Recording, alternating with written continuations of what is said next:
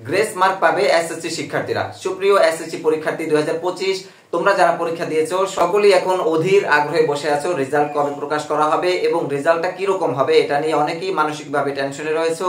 আমার অনেক শিক্ষার্থী রয়েছে যারা এখন পর্যন্ত মানসিকভাবে এতটাই ভেঙে পড়েছে যে বলতেছে ভাইয়া আমি কি করব, রেজাল্ট যদি খারাপ হয় সেক্ষেত্রে আমি কি করব, ওই পরীক্ষাটা খারাপ দিয়েছি, সিকিউ ভালোভাবে লিখতে পারি নাই, এরকম অনেক ঝামেলা রয়েছে যে পরীক্ষাগুলোতে আমি পাস করব কিনা সন্দেহ রয়েছে। বিস্তারিত সবকিছু আমি আজকের ভিডিওতে তোমাদেরকে শেয়ার করব।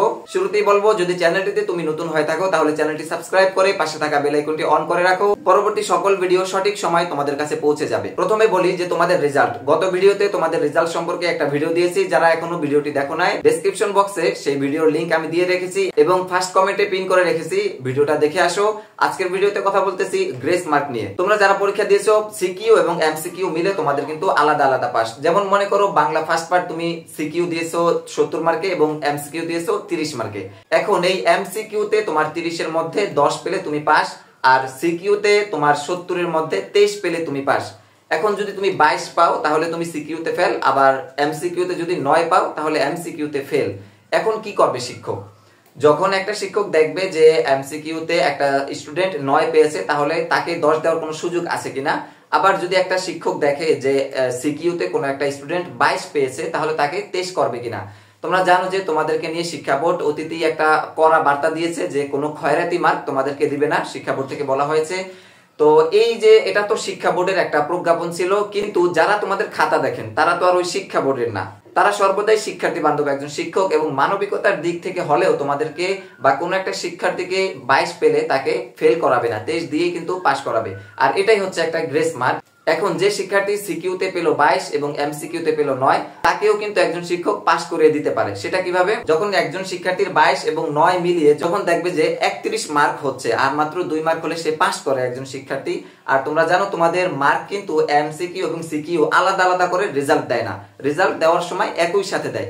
সেক্ষেত্রে যখন তুমি 31 পাইবা তখন শিক্ষক তোমাকে 33 করে দিয়ে পাস করিয়ে দিবে। আবার এই সেম প্রসেসটা যখন তুমি 70 এর উপরে পাইবা, যেমন 78 79 যখন পাইবা, যে তখন একটা এ প্লাস এর একটা সংখ্যা থাকে।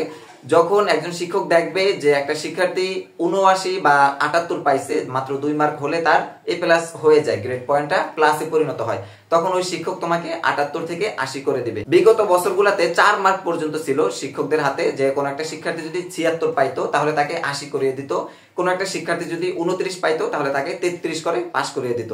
তো ওগুলা যেহেতু এই বছর আগে না বলে দিয়েছে, তবুও শিক্ষক অন্তত তুমি যদি খাতায় 78 মার্ক উঠাতে পারো তাহলে যে শিক্ষার্থী 78 মার্ক উঠাতে পারে সে 2 পাওয়ার যোগ্য বলে শিক্ষকরা 2 দিয়ে দিবে, 80 করে তোমাকে এ প্লাস করে দিবে। তো এই ছিল তোমাদের একটা গ্রেস মার্ক নিয়ে সর্বশেষ আপডেট। এবং এই মার্কটা নিয়ে কিন্তু অনেকে অনেক চিন্তিত আছো, অনেকে বাড়িতে আইসা মিলাইছো, এমসিকিউ মিলাইছো যে হয় নাই, পাস করতে পারবা কিনা সন্দেহ, আবার সিকিউ অনেকে সময়ের জন্য লিখতে পারো নাই, পাস কি ফেল করবা সেটা নিয়ে অনেক চিন্তিত অবস্থায় আছো।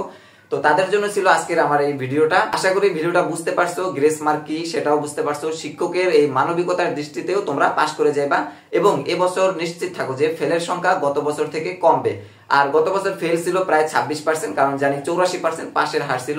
এবছর অনেক শিক্ষা বোর্ড থেকে অনেক জায়গা থেকে বলা হয়েছে যে যারা লিখছে অন্তত খাতায় তারা খুব ভালো লিখতে পারছে এবং তাদেরকে সর্বোচ্চ মার্ক দেওয়ার চেষ্টা করা হয়েছে।